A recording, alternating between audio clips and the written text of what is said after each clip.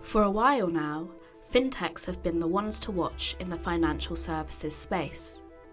But more recently, it has become difficult not to acknowledge big techs, who are revealing their intentions to enter the market.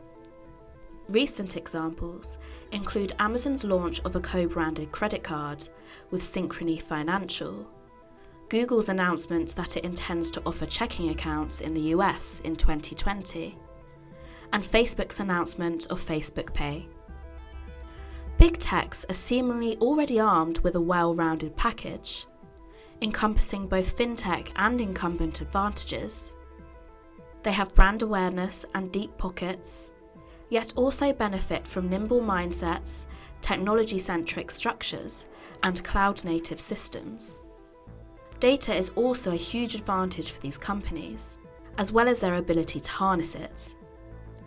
Big tech company user bases far exceed those of incumbent banks. But these competitive advantages have led to big techs catching the eye of regulators due to the potential for them to create an unfair playing field, much like in China, where two firms control over 90% of the mobile payments market. Libra, for example, received a significant amount of political and regulatory opposition and had many of their partners withdraw. There are also concerns surrounding the sheer volume of data big tech companies can access.